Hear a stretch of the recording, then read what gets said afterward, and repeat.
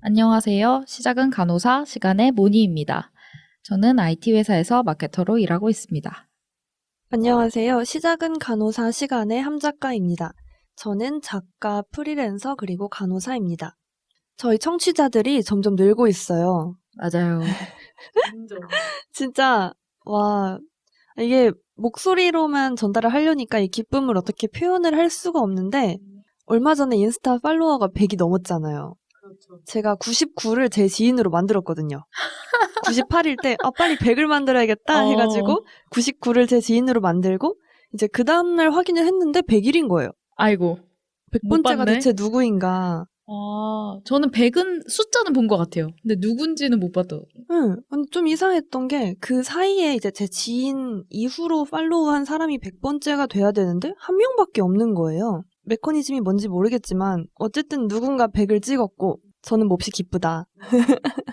누군가에게는 100명이 아무것도 아닐 수 있지만 저희는 진짜 뭐 막 마팔, 선팔하면 마팔 막 이런 거 안 하고 진짜 컨텐츠 업로드만 맞아요. 했잖아요. 근데 그렇게 해서 팔로우 해주신 분이 100명이 넘었다는 게 진짜 좀 감사하고 행복했어요, 저는. 저는 인스타 팔로워도 인스타 팔로워지만 오디오 클립이나 유튜브 구독자들이 늘고 있는 게 저는 정말 기분이 좋더라고요. 그래서 특히 저희는 확장성을 생각해서 유튜브에 올린 것 뿐인데 생각보다 유튜브 구독자가 훨씬 많고 유튜브 구독자도 지금 한 100명 정도 되죠. 맞아요. 네. 그리고 그런 때 이제 댓글도 달아주시고 특히 CRA 에피소드에서는 맞아요. 어떤 분이 이제 질문하셨는데 현직자분께서 직접 답변을 달아주셨더라고요. 그래서 그런 거 보면서 뭔가 도움이 되는 것 같다 정말. 그래서 되게 뿌듯하더라고요. 여기저기 이렇게 인스타, 뭐 유튜브, 네이버 오디오 클립 등등에 댓글을 달아주시는 분들로 아무래도 저희가 보는 반응은 그런 거다 보니까 그렇게 추측을 하면 대체로 나이대가 좀 얼추 비슷하신 것 같더라고요. 그래서 계속 인터뷰 컨텐츠만 쭉 가려니까 좀 빡빡한 것 같기도 하고 그래서 오랜만에 저희 이야기를 또 해볼까 합니다. 저희가 그동안에 계속 인터뷰 콘텐츠를 해와서 한 달 반 정도 그리고 실제 녹음한 것과 비교하면 한 2달 정도 만에 근황 토크 하는 건데 오랜만에 저희 얘기하는 거니까 좀 가볍고 재밌게 뭐 저희끼리 재밌을지는 모르겠지만 그렇게 진행을 해봅시다. 여러분들이 댓글과 사연을 많이 남겨주시면 좋을 텐데 저희 얘기밖에 할 게 없어서 조금 아쉬운 마음도 있어요. 협박 같아. 네. 대놓고. 전혀 아니에요. 네. 그래도 좋아해 주실 거라고 감히 믿고 이야기해보겠습니다. 재미있게 들어주세요. 시작은 간호사, 시간은 매주 월요일에 업로드됩니다. 시간은 팟빵, 아이폰 팟캐스트, 유튜브, 네이버 오디오 클립을 통해 청취하실 수 있습니다. 시작은 간호사 브런치 인스타그램에 팟캐스트 비하인드 스토리 및 방송 공지도 확인하실 수 있습니다. 시간에서는 여러분의 사연을 받습니다. hello시간 gmail.com HELLOSIGAN gmail.com으로 사연을 보내주세요. 간호사 공감 스토리, 탈간호 관련 궁금증, 그 밖의 각종 고민 사연 등 모든 이야기를 환영합니다. 좋아요, 구독, 하트 날려주시는 여러분 사랑합니다. 오늘 근황 토크 하기로 했는데 먼저 이런 얘기부터 해봐야 될 것 같아요. 임 작가님 요즘 고민 같은 거나 뭐 생각하시는 거? 뭐 이런 거 없으신지 요즘에 되게 피곤해 보이던데. 뭐 고민이야 항상 많고 생각하는 거야 항상 많지만 그냥 그게 다 하나로 규결되는 것 같아요. 불확실성?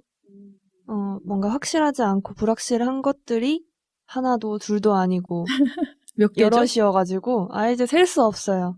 떠올리기만 하면은 굉장히 많아가지고 제가 되게 신경을 쓰는 게 많아서 그런 것들이 다 그냥 고민이라면 고민, 힘들다면 힘들다라고 할 수 있는 것 같아요. 근데 막 진짜 이것 때문에 너무 힘들어 이런 건 또 없는 것 같아요. 평소에 생각이 좀 네. 많고 요즘에 고민이 좀 있어서 응. 저는 저희가 요번에 올해 29이잖아요. 그래서 어느 순간 이런 게 너무 숨막히게 느껴질 때가 있는 거예요. 아홉수. 근데 약간 아홉수랑은 느낌이 다른 게 아홉수는 뭔가 재난, 막 이런. 예, 아홉수 때는 모든 일이 안 풀린다. 이런 의미인데 저는 그거랑은 다르게 20대 때 뭔가를 끝내야 할 것 같은 그런 압박감? 약간 요런 느낌? 그래서 아침에 어쩔 때 눈을 떴는데 되게 뭔가 잘못됐다는 느낌이 그냥 드는 거예요. 그냥 막연히 되게 불안하고 밑도 끝도 없이 잘못됐다는 느낌이 들어요. 내가 좀 뭔가 압박감을 받고 있긴 하구나 이런 생각이 들 때도 있거든요. 뭐가 잘못된 것 같은데요? 그냥 그거를 잘 모르겠는 거예요. 아, 내가 잘못 살아왔다. 인생을 다시 리셋하고 싶다. 이런 느낌? 그럼 만약에 리셋을 한다면 언제로? 아, 그것도 참 어려운데 이런 걸 이제 정신과 간호사 앞에서 해야 될지 모르겠지만 굳이 뭐 리셋을 한다면 왜 리셋을 하죠? 그냥 다시 안 태어나고 싶은데. 그래요? 너무 힘들어요. 저는 사는 게? 그동안 살아온 것도 되게 열심히 살았고 어느 순간 어느 시점으로 돌아간다고 해도 그때 선택이나 그때 했던 내 행동들이 최선이라고 그냥 믿거든요. 최선이 이건가? 라고 생각하면 더 우울해지네. 최선이라고 생각해서 오히려 그럴 수도 있을 것 같긴 한데. 그냥 다 힘들었어가지고 리셋을 하고 싶지가 않아요. 갑자기 딥해지는데. 아니, 그냥 어차피 근황 토크니까 맞아요. 언젠지 모르겠고 어디서인지도 모르겠는데 저한테 이런 정보 되게 많잖아요. 어디서 나온지 모르겠는 정보인데 if? 그러니까 만약에 이랬다면 혹은 만약에 이렇게 된다면 이라는 가정을 하면서 생각을 하고 이야기를 하는 게 되게 뇌를 활성화시키는데요. 그러면서 자극을 시켜가지고 즐겁게까진 아니어도 좀 더 긍정적인 뭔가 물질을 만들어낸다?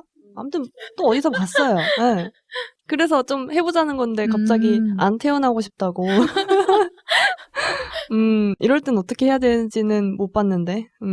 잘 모르겠어요. 뭐 20살로 돌아가고 싶다. 또 이런 건 아니어서 왜요? 20살 때도 힘들었어요? 간호학과 다시 해야 되잖아요. 간호학과 안 가면 되죠. 근데 또 모르겠어요. 어딜 가지? 라고 생각했을 때 잘 모르겠어요. 가고 싶은 데 있으세요? 만약에 20살로 돌아간다. 뭐 하고 싶으세요? 무조건 문과대를 간다. 문과대? 만약에 간호학과를 이미 진학했다. 그러면은 죽을 힘을 다해서 이중전공을 한다. 실제로 있어요. 아는 맞아요, 친구 맞아요. 중에 심리학과를 복전한 친구가 있어요. 저도 진짜 드문데 봤어요. 그런 사람들. 있어요. 아니면 교직 있어.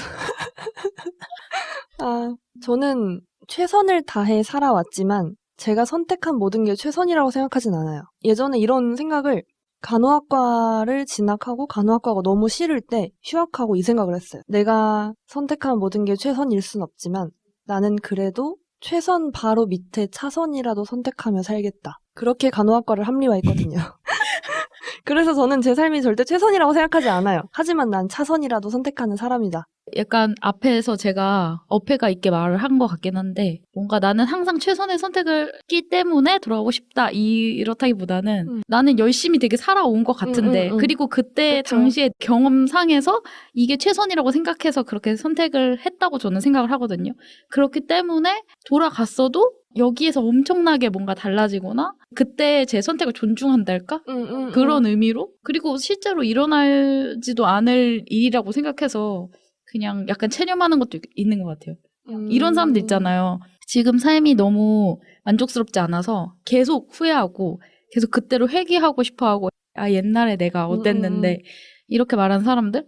그래서 그냥 저는 그게 다 무슨 소용인가 그러면서 뭔가 잘못된 것 같은데 여기서 이제 열심히 해가지고 구제를 해야죠. 만들어야 되는데 또 잘 모르겠고 뭐 이게 29이어서 그런 게 크지 않나 싶은데 저는 아직 28살이에요.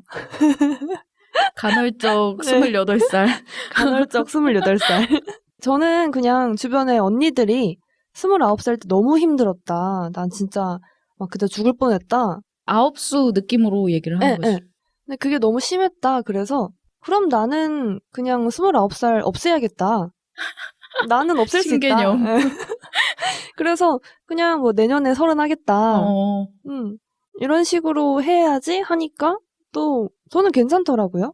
뭐 물론 불안감? 좀 미래에 대한 불확실성 이런 건 있는데 제가 그래도 좀 부담이 덜한 거는 하고 싶은 게 뚜렷해서 그리고 마음을 그쪽으로 완전히 가자라고 굳혀서인 것도 있는 것 같아요. 저는 아마 계속 말씀드린 것 같지만 정신, 심리 그쪽 분야에서 일할 거고 그것을 위해서 되게 욕심을 많이 내던 것들 중에 여러 개를 포기했어요. 그래도 나이가 들어감에 따라서 생기는 건 있지만 부러운 것도 있고 하지만 내려놓으니까 편하더라고요. 다 내려놨습니다. 그건 되게 좋은 일인 것 같아요. 뭔가 20대는 그런 게 있잖아요. 20대는 이래도 돼 하는 것들이 있었다면 이제 그게 끝나가잖아요. 30대가 됐는데도 방황하면은 아직 뒤쳐져 있는 사람 같고 그러니까 뭔가 이뤄야 된다는 압박감이나 뭐 이런 게 좀 있는 것 같고 이제 또 실제로 주변 친구들을 보면은 이제 많이 자리 잡고 갈라지고 이런 게 보이거든요. 어떤 친구들은 직장을 일찍 들어가서 특히 저희는 간호학과니까 뭐 간호사 친구들을 포함해서 병원이나 회사에서 뭐 5, 6년 차 막 이렇게 됐으면은 되게 인정받고 승진하고 이런 친구도 있고 아니면은 뭐 결혼을 해서 가정을 꾸린 친구들도 있고 큰 결심을 해서 새로운 인생을 시작하려고 한 친구도 있고 근데 저는 뭔가 아무것도 아닌 것 같은 느낌? 그래서 막 사람들한테 물어보고 다니거든요. 저보다 나이 많은 사람들한테. 당신의 29살 어땠나요? 29살에 뭘 해야 되나요? 이런 거. 그랬더니 답변이 어때요? 그랬더니 뭐 혼났어요. 뭐라고 나 어, 혼내던가요? 30 진짜 아무것도 아니라고 그냥 앞자리만 바뀌는 거고 이런 말도 들었어요. 29대 나 이제 20대 마지막인데 어떡하지? 이렇게 걱정하는 것들이 사실 초등학교 6학년들이 중학교 가기 전에 나 이제 초등학교 6학년이고 난 되게 어른이고 이렇게 생각하지만 사실 중학교 딱 들어간 순간부터 되게 겸손해지잖아요. 그런 거라고 그러더라고요. 근데 뭐 그거는 알겠지만 그래도 뭔가 아직 와닿진 않는 것 같아요. 오히려 30이 되면 내려놓겠죠? 그냥 됐는데 어쩔 거야. 지금은 좀 불안하고 안 왔으면 좋겠고 근데 저는 20대와 30대의 구분을 엄청 크게 짓고 있다는 생각이 드는데 벌써 30대가 됐는데 그러니까 어떻게 보면 똑같은 거죠. 20대가 됐는데 아니면 내가 이제 곧 30대가 될 텐데 내가 벌써 30대인데 이런 나이에 대한 불안은 계속 갈 수밖에 없는 문제인 것 같고 제 주변에도 제가 볼 때는 좀 그래도 꽤 사회적으로 인정받고 성공한 30대 언니 오빠들을 보면 또 얘기 들어보면 고민 다 비슷해요. 또 그들만의 고민이 있고 그들도 그 자리에서 안착하지 못했다고 느끼더라고요. 제가 볼 땐 진짜 멋있는데? 돈 잘 벌고 막 안정적이고 인정받고 여기저기 막 매스컴 타고 오 하는데 그런 거 보면서 저는 오히려 인생은 죽을 때까지 불안정하구나. 그거 너무 싫지 않아요? 저도 막, 뭐, 선배들한테, 이제 저보다 나이가 최소 대여섯 살, 10살 이렇게 많은 선배들한테, 그분들은 제가 보기에 너무 커리어 잘 쌓고 있고, 이런 분들한테 여쭤봐도, 나도 고민이 있어. 나도 지금도 고민해. 커리어 고민 지금도 해. 나도 공부 계속해. 회사에서 어떻게 일할지 고민해. 이런 얘기를 너무 하니까, 맥이 풀리는 느낌도 약간 있어요. 뭔가 위안이 된다기보다, 노답이구나. 그냥 열심히 살아야겠구나. 이런 거?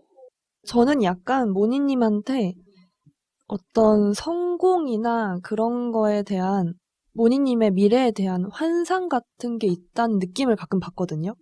커리어가 잘 쌓인 것처럼 보이는 사람들을 그냥 멋있어 하는 게 아니라 되게 멋있어 해요. 그냥 이거는 지금 든 생각인데 모니님의 성공적인 커리어를 쌓은 미래에 대한 구체적인 그림을 그려보면 어떨까 하는 생각이 들어요. 글로. 약간 미래일기 뭐 그런 거 있잖아요. 성공일기 뭐 그런 거? 좋은 아이디어인 것 같아요.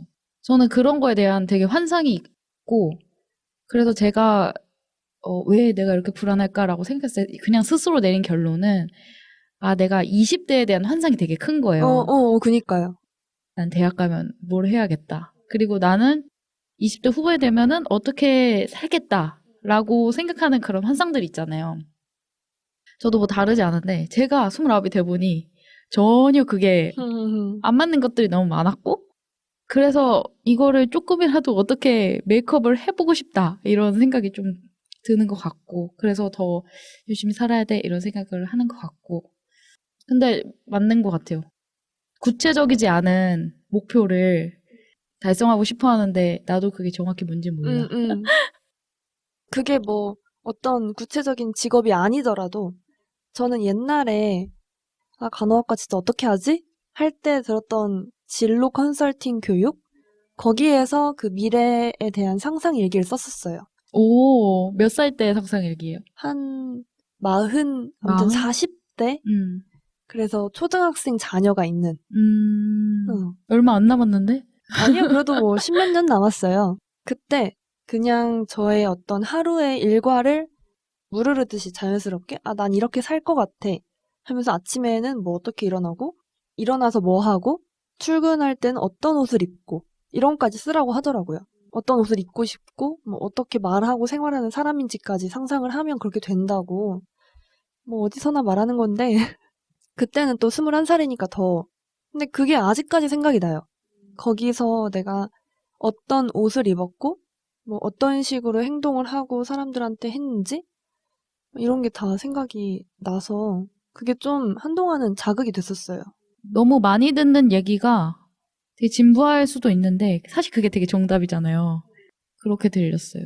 사실 제가 이 얘기를 꺼내면서 하고 싶었던 말은 나 요즘 이렇게 산다 이거를 얘기하고 싶었던 거니까 아무튼 이런 저 스스로의 그런 불안과 고민 때문에 내가 30이 되면은 이렇게 하고 싶다 중에 하나가 이제 영어를 잘하는 게 있었어요. 그리고 뭔가 일할 때 영어를 쓰고 싶다. 근데 제 영어 실력은 아직 그 정도는 안 되거든요. 그래서 그냥 그거를 달성을 하기 위해 좀 길게 보고 공부하고 그 목표를 위해서 노력하는 걸 해봐야겠다. 그래서 아침에 일찍 일어나서 1시간 정도 공부하는 거를 지금 하고 있거든요. 그래서 웬만하면은 영어 공부하려고 하고, 뭐, 안 하고 싶거나, 이게 턱이 아플 때가 있어요. 계속 쉐도잉 하다 보면. 맞아. 그러면은, 뭐, 책 읽거나, 뭐, 글 쓰기도 하고, 이게 목표는 20대 끝날 때까지 해보자. 성질이 급해서 진득하니 하는 거는 좀 어려워하는 스타일인데, 20대 끝날 때까지라고 목표를 세워놓으니까, 완전 이게 털이 삐쭉 쓰면서 열심히 해야겠다.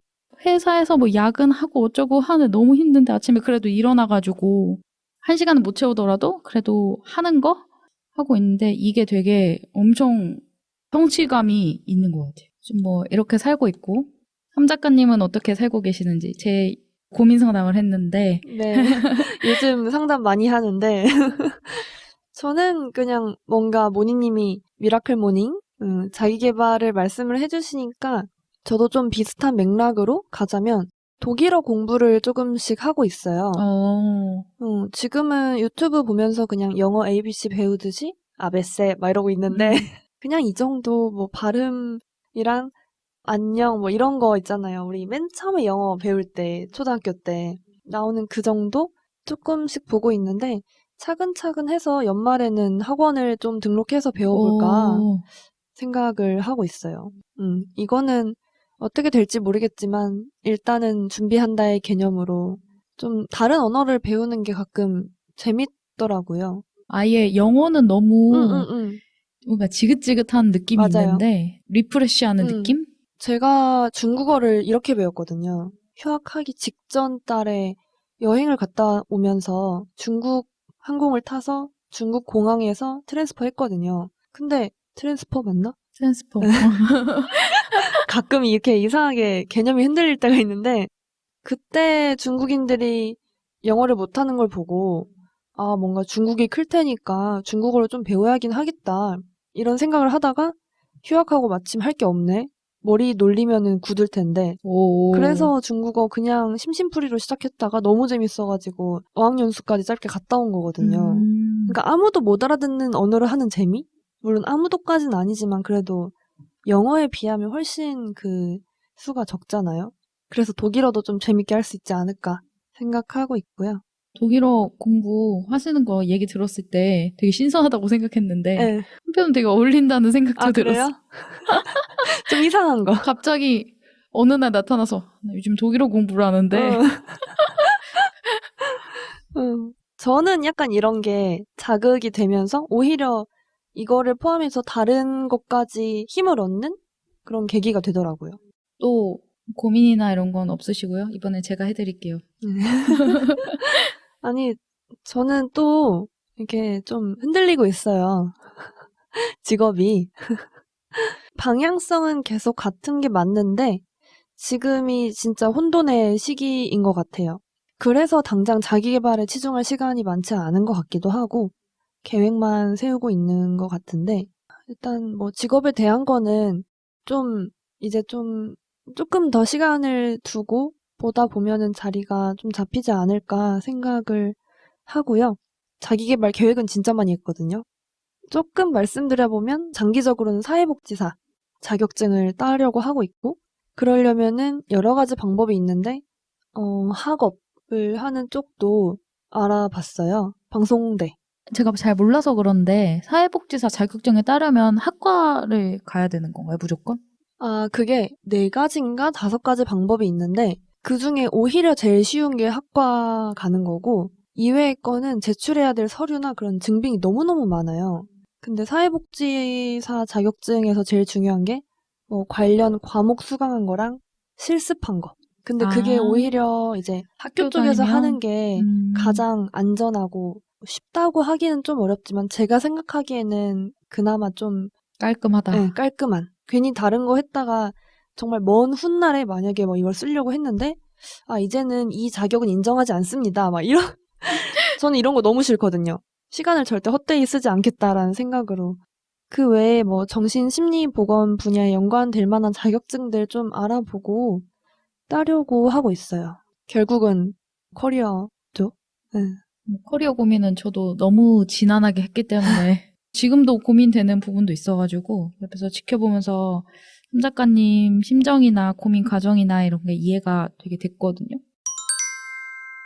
저희 회사에서 요즘에 새로운 이사님이 오셨는데 그 이사님이 진짜 너무 대단하신 분인데 또 이제 되게 멋진 분. 그렇네. 응. 저는 어차피 그분의 회사에서 모습만 보니까 그분이 들어오신 지 한 달 정도 되셨어요. 글로벌 제약사에서 엄청 유수의 제약사에서 임원까지 여러 번 지내시고 저희 회사에 되게 미래가 밝다고 생각하시고 오셨어요. 스카우트 되셔가지고 많이 대표님이랑 얘기하시고 오셨는데 그분이 이제 인사 쪽에 전문가셔가지고 얘기를 했거든요. 얘기할 기회가 있어서. 그런데 이 사람이랑 같이 일을 하면은 내가 되게 클 수 있겠다 이런 확신이 들 때가 있잖아요. 아, 이 사람은 되게 진짜 좋은 사람이고 나한테 어떻게 보면 귀인이 될 수도 있겠다 이런 느낌이 귀인. 들 정도로 그 회사에 딱 들어오셔서 정말 빠른 시간에 프로세스나 맥락이나 저희 회사의 문제나 그리고 정말 장점이나 고쳐야 할 방향 이런 거를 해가지고 지금 조직 개편을 다시 하고 있거든요, 완전. 그러면서 제 업무 스콥이나 방향성이나 이런 것도 다 정리를 하셔가지고 프로세스를 다 짜주실 것 같아요. 그래서 그런 과정을 겪으면서 제가 어떻게 될지는 잘 모르겠지만 어쨌든 배울 게 되게 많다고 생각을 하거든요. 저는 회사에서는 지금 이런 과정이 있고요.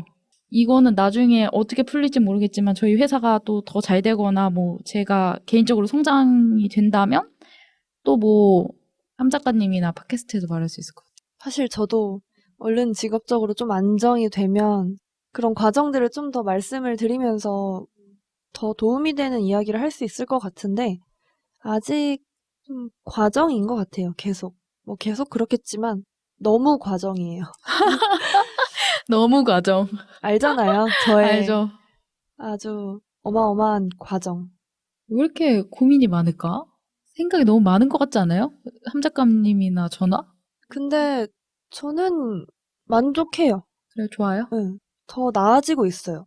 이렇게 하면서 저 스스로는 막 맨날 쏟아내야 되고 막 음, 힘들 때도 있는데 적어도 그거를 주변 사람들이 지지해주고 어떻게 보면 제가 지지하는 사람만 남겨놓은 것 같기도 한데 숙청했어. 지지하지 않으면 만나지 않겠다 막 음, 이러면서 괴로우니까 맞아. 저 안 그래도 저 스스로도 괴로운데 그런 저를 더 괴롭게 하는 사람을 만나면 굳이 저의 기분을 망칠 필요는 없잖아요. 어차피 뭐 이것저것 아무것도 없는데. 어쨌든 지지해주는 사람들이 있어서 저는 괜찮은 것 같아요. 또 그렇게 해주는 분들이 다 저랑 비슷하게 생각 되게 많고 고민 많고 엄청 열심히 산 분들이 좀 많은데, 그래서 요즘에 언니 오빠들을 좀 많이 만나는 것 같아요. 아우, 저도요. 또 최근에 친한 언니를 만나서 이야기를 한 게 있어요. 물론 저희가 다 정답은 아니겠지만 비슷한 시기를 겪는 분들한테 이 얘기는 좀 도움이 될 수도 있겠다 싶어서 전해드리고 싶은 말이 있는데요. 저는 20대 초반분들은 얻을 수 있는 소스나 참여할 수 있는 활동들이 되게 많다고 생각을 해요. 찾아보면 진짜 널렸어요. 그리고 30대 후반은 사실 제가 어떤 도움을 드리기에는 조금 어렵기도 하고 저의 경험이 더 부족할 테니까. 근데 저의 짧은 생각으로는 지금까지의 경험을 잘 버무려서 더 발전시켜 나가실 때라고 생각을 하고, 그런데 가장 애매하면서 고민이 많이 되는 때가 20대 후반에서 30대 초반인 것 같거든요. 그래서 20대 후반에서 30대 초반이 어떤 잘 되기 위한 토대를 쌓을 수 있는 정말 중요한 시기인 것 같은데, 이 시기에 대해서 언니랑 이야기를 한 내용이에요. 하고 싶은 일이나 어떤 한 분야를 특정해서 진로를 잡는 건 어려운 게 맞고 이렇게 하기 힘든 일인 것 같아요. 근데 저는 진짜 굉장히 운이 좋은 편에 속하는 것 같고요. 특정을 할 수 있어서. 근데 제가 아니더라도 다른 분들도 좀 두루뭉술해도 엄청 커다랗게 분야를 잡을 수는 있다고 생각을 하거든요. 모니님 같은 경우에는 제가 느끼기에는 의료 쪽 그냥 큰 분야를 잡았을 때 그런 것 같은데, 예를 좀 더 들어보면은 이미 간호학과 들어와서 간호사를 3년 정도 했으면 다른 분야를 가더라도 그 분야에서 확장을 하는 게 맞는 것 같아요. 당연한 소리 아니냐 싶을 수도 있지만 그렇지 않은 분들도 되게 많거든요.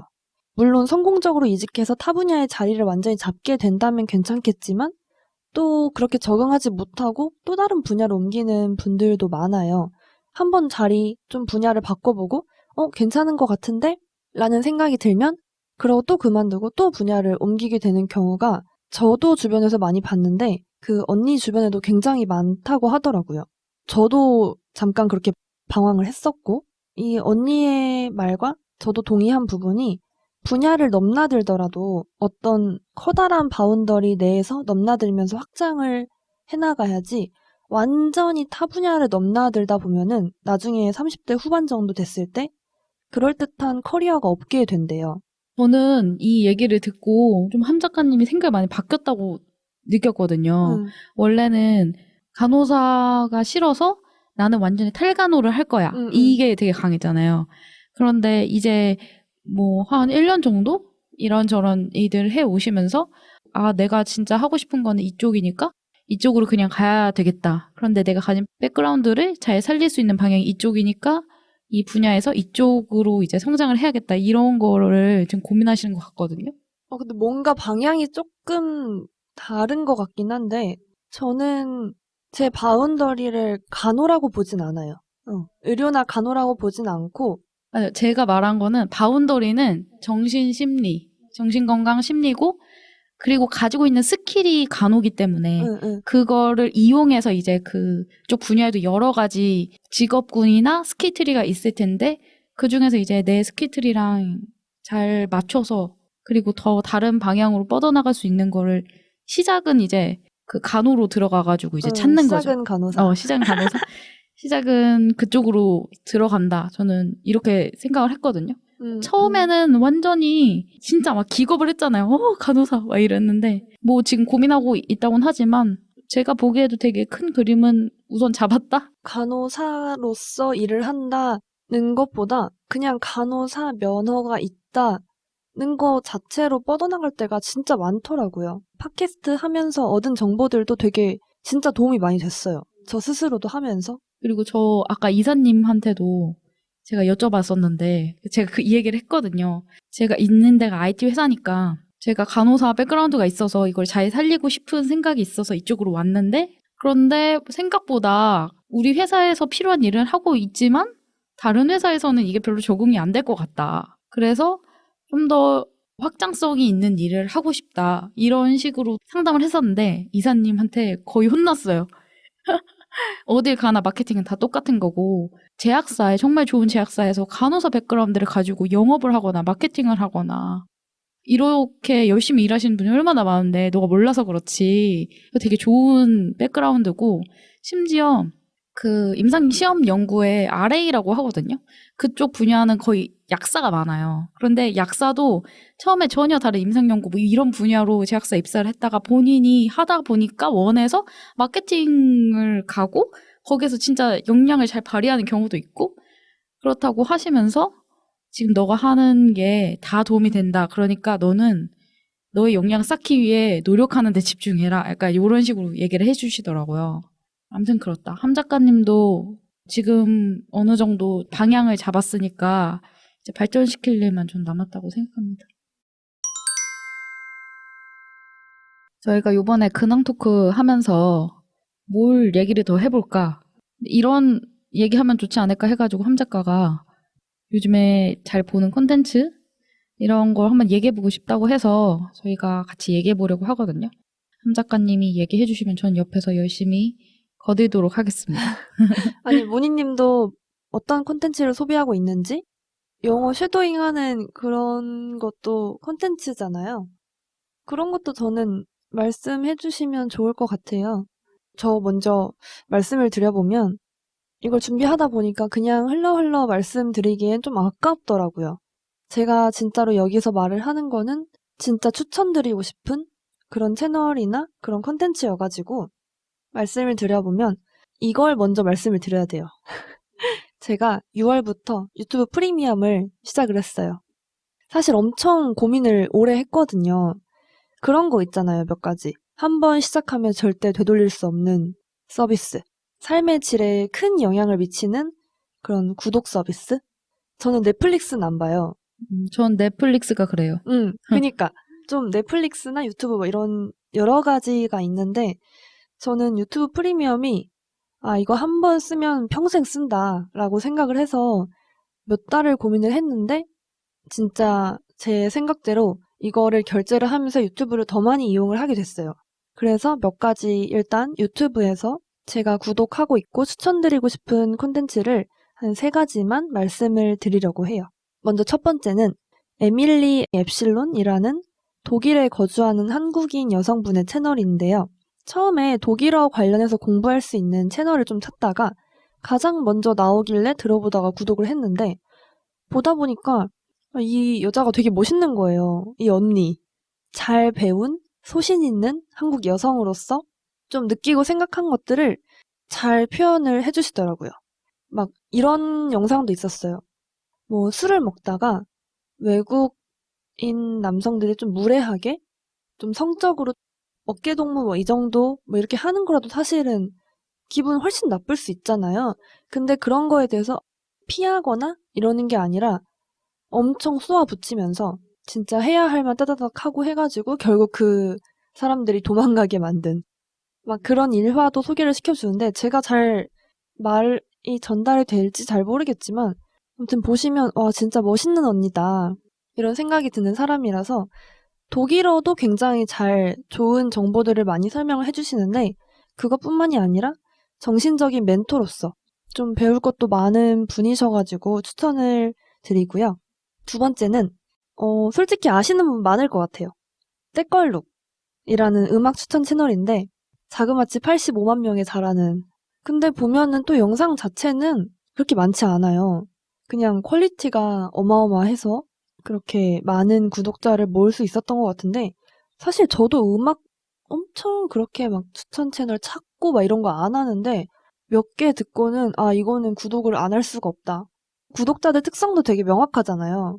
음악도 음악인데 댓글 보는 재미가 너무 재밌는 것 같아요. 주접 댓글이라고 하죠, 네. 요즘에. 진짜 소설 쓰고 너무 재밌는데 저는 막 추천하고 싶은 게 너무너무 많은데 좀 채널 제목이 어떤지만 좀 예시로 몇 가지만 말씀을 드리면 옆에 타 내가 운전은 못해도 노래는 기가 막히게 트니까 제목이 이래요.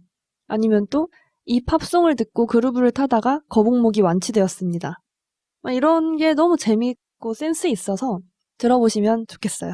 노래도 진짜 엄청 좋아요. 근데 그거 아세요? 이 채널 운영하는 사람이 고등학생이에요. 아니요, 이제 대학 갔어요.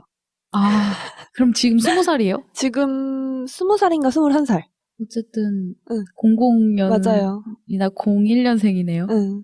제가 여기에서 하나 그냥 얹자면 제가 듣는 채널이 있는데 멜로디 뮤직이라고 있어요. 혹시 아세요?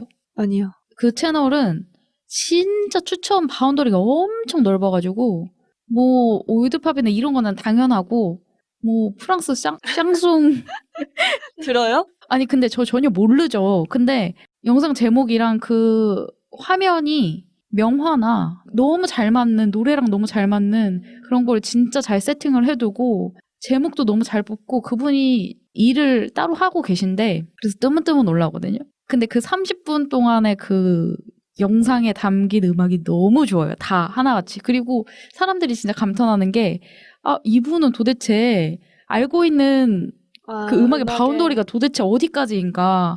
나도 좀 음악 좀 듣는다고 생각했는데 이 분야는 내가 좀 알지라고 생각했는데 듣다 보면 전혀 모르는데 너무 좋은 음악이 막 나오니까 그래서 만약에 이런 음악 듣는 거 좋아하시는 분들은 멜로디 뮤직도 한번 검색해서 들어보세요. 좀 더 많은 사람들이랑 이런 얘기 해도 되게 재밌을 것 같아요. 막 추천 엄청 막 쏟아져 나오고 할 것 같아서. 마지막으로 추천드리고 싶은 채널은 요리하는 조종사 파일럿 셰프라는 채널인데요. 사실 지인이에요. 진짜 너무 열심히 사는 모습이 멋있어서 그런 분인데 요리를 원래 되게 잘하셔가지고 명절에 막 한 20첩 반상 이런 거를 가족분들이랑 만들어서 차린 사진을 막 프로필에 올리시고 그랬어요. 그래서 와 대단하다. 이거 진짜 상다리 부러진다라는 말이 어울리겠는데? 라는 사진들을 올리셨었는데 요리를 계속 좋아하셨던 것 같더라고요. 그래서 몇 달 전부터 한 요리하는 조종사 유튜브 이거를 시작을 하셨는데 컨셉이 너무 좋네요. 그쵸? 저도 보자마자 와 이거 진짜 좋다. 직업도 파일럿이라서 되게 좀 독특하고 매력적인데 요리도 진짜 예쁘게 잘 하시거든요. 요리하는 영상뿐만 아니라 조종 생활에 대한 궁금증 뭐 이런 것도 되게 잘 답변을 해주시고 실제 현직자 이게 저희 팟캐스트 장점이기도 하잖아요. 현직자만이 알 수 있는 소소하지만 그런 재밌는 얘기도 해주셔가지고 벌써 좀 잘 되고 계시더라고요. 어쨌든 관심 있으신 분들은 들어보시길 바랄게요. 혹시 모르잖아요. 나중에 막 엄청 유명해. 아 진짜 되게 좀 틈새를 잘 파고드신 것 같아서 유명해지실 것 같다라는 생각이 드는 콘텐츠였어요. 그리고 함 작가님이 예전부터 이제 너무 팬이라서 꼭 추천해드리고 싶은 책이 있다고 하셔가지고 제가 책을 좋아하긴 하는데 사실 막 엄청 많이 읽는 편은 아니에요. 근데 그럼에도 불구하고 이분들의 책은 나오면은 거의 꼭 보는 그런 분들이 있는데 장르가 확실해요. 지식인들의 산문집이라고 해야 할까요? 이거는 딱 어떤 장르다라고 하기보다는 사실 제가 명명한 거나 다름없는데 지식인들에 포함되는 분들이 문유석 판사, 김영민 교수, 그리고 김영하 작가님 포함이 돼 있는데 이분들이 쓰신 글은 각자의 분야에서는 더 많이 있겠지만 저는 유독 이런 분들이 쓴 평소 생각이 드러나는 산문집 같은 글에서 배우고 느끼는 점이 되게 많아서 좋더라고요. 이미 유명한 책들이 굉장히 많아요. 먼저 첫 번째로 문유석 판사님이 쓰신 책 중에는 개인주의자 선언, 쾌락 독서, 베스트셀러로 많이 올랐기 때문에 유명하고요. 이분은 또 미스 함무라비라는 드라마 고아라 배우가 나왔던 드라마 원작이랑 대본을 모두 쓰신 걸로도 유명해요. 아니 판사 생활 하시면서 책도 쓰시고 극본까지 쓰시는 어마무시한 분이신데 이거 준비하면서 검색했는데 내년에 또 뭐 악마 판사라는 신작 드라마 극본을 또 쓰셨다고 하더라고요. 진짜 아니 이런 분들 보면서 되게 전 자극을 받는 것 같아요. 본업도 하시면서 이렇게까지 많은 활동을 하실 수가 있구나.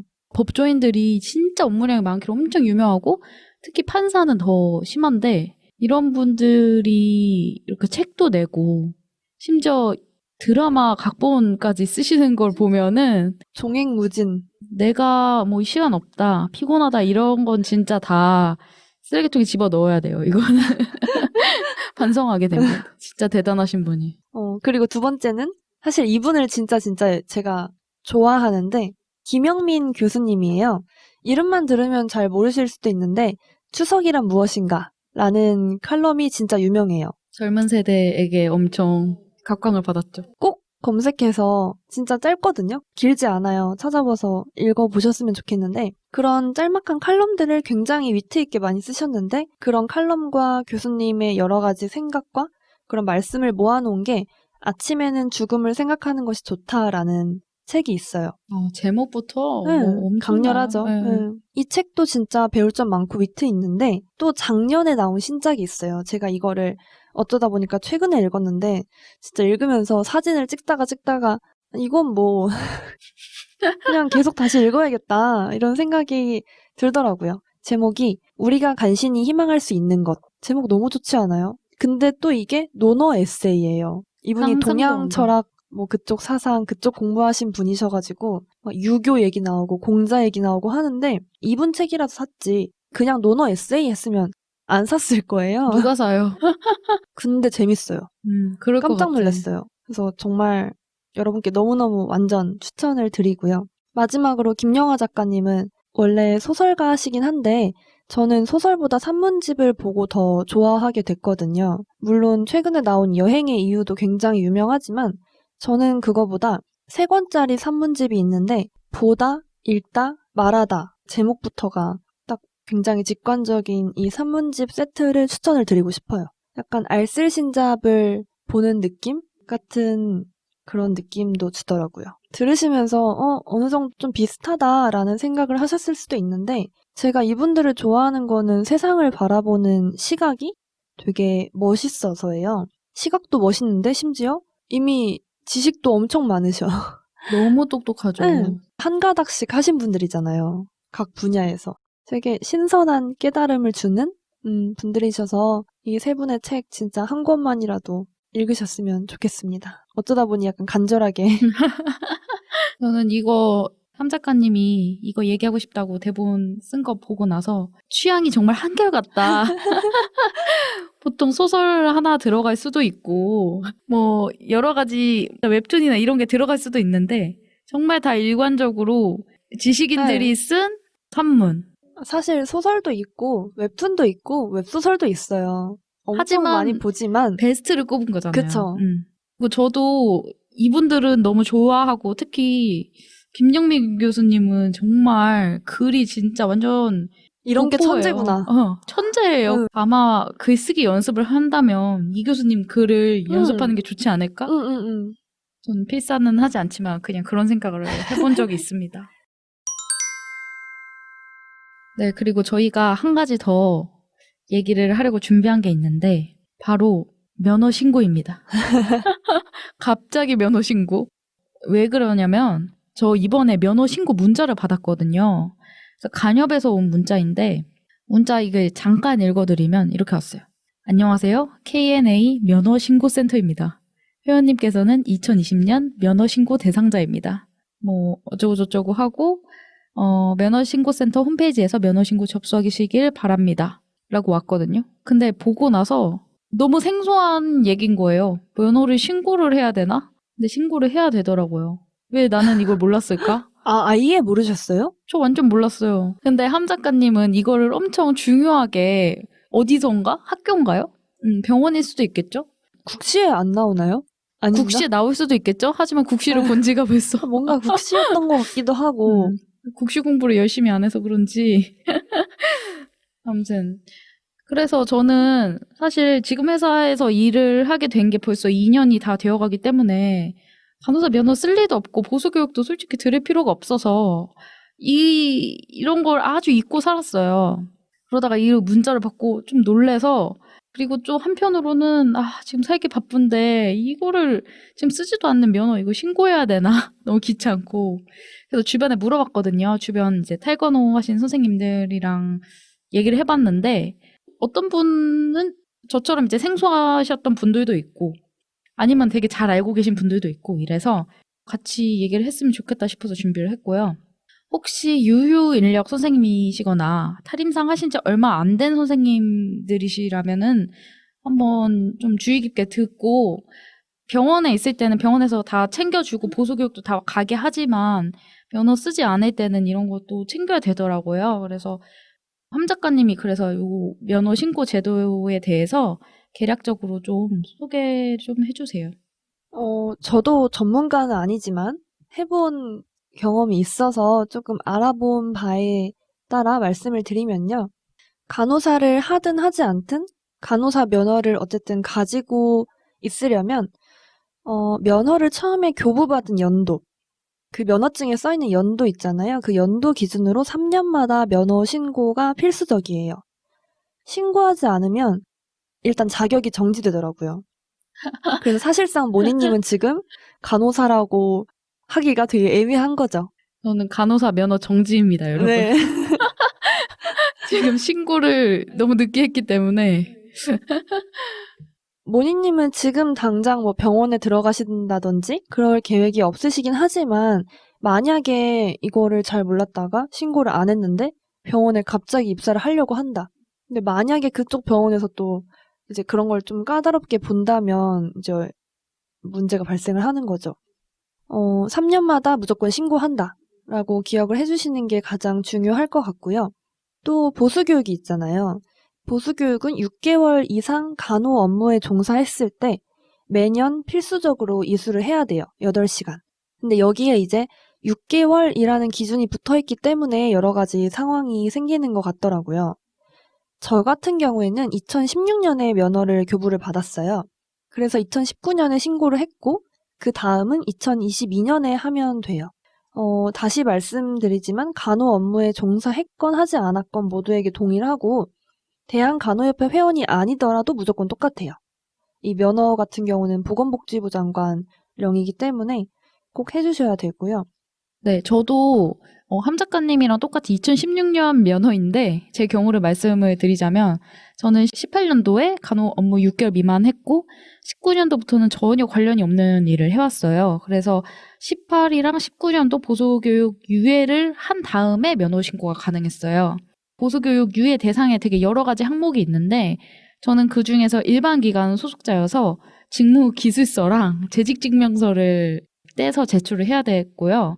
이런 재직증명서는 KNA 면허신고센터 홈페이지 들어가면 그 폼이 있어요. 그걸로 이제 작성해서 내면 되고 이게 뭐 대단한 건 아니고 간호 업무와 지금 하는 일이 관련이 없다. 이런 증명이라서 이력서 쓸 때처럼 뭐 디테일하게 열심히 적을 필요는 없더라고요.